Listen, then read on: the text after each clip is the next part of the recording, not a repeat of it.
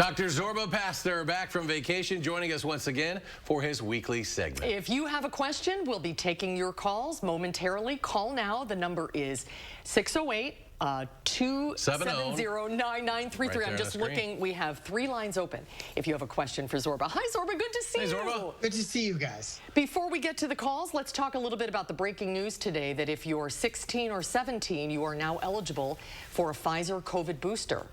Right, and that really is great news because we know that the booster increases antibodies, but a huge factor, maybe 10 or 15 times. So everyone who's eligible should get their booster, especially during this holiday season when, frankly, you're going to be more likely to see friends and family. So get your booster, and for the young people, it's really going to be a major step forward. Yeah. It's great, just like having our little kids that can get vaccinated.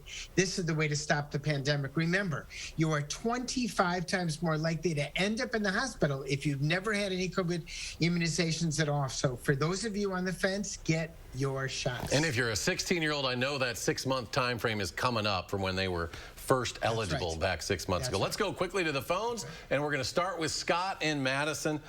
Scott, go ahead. How are you, Scott? Hello, Dr. Zorba. As they say, I'm a longtime fan, but a first-time caller. I'm just asking exactly about what you're talking about. I got the Johnson & Johnson as my initial shot, and they allowed us to mix and match. I got the Moderna booster, and I'm wondering, because it's a half dose with the booster, do I need to get an additional booster sooner rather than later?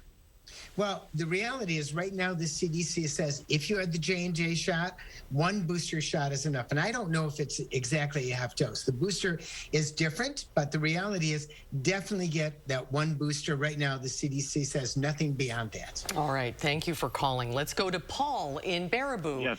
Hi, Paul. What's your question? Hi. Me and my wife, we both got our boosters today, Moderna. Great. But we have a 16-year-old son, and they haven't given the okay for the Moderna booster for 16-year-olds and up yet, or 16 to 18.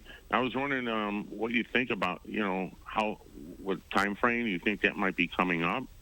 Well, first of all, it's mix and match. It's 6 months when you get the boosters. So once the booster is there, whether you get the Pfizer or Moderna, doesn't matter which one. Either one of them will work. So it can be exactly the same as you got initially, or it can be the other one. But it still is a 6-month time frame.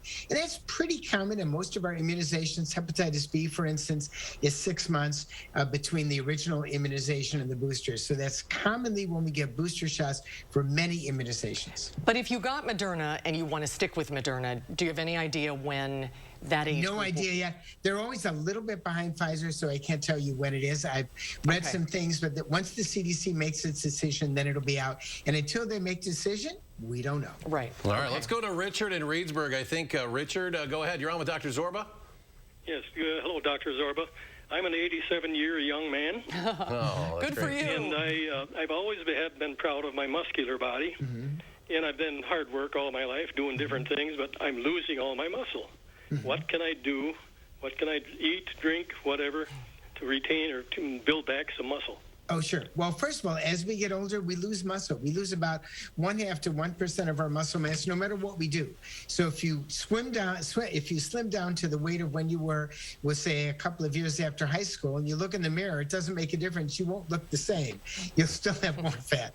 So the answer is essentially to exercise. Weightlifting will make a difference. It'll help build up the muscle that you have, but you still will never go back to the body you had when you were 50, 40, 30, or 20. Weightlifting is the best answer.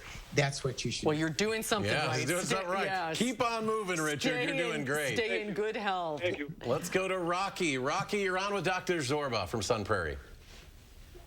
Hi, Rocky. Hi.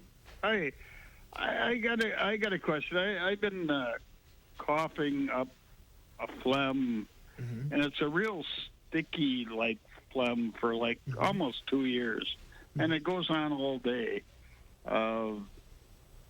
It sometimes it takes all I could do to cough it up, spit it out.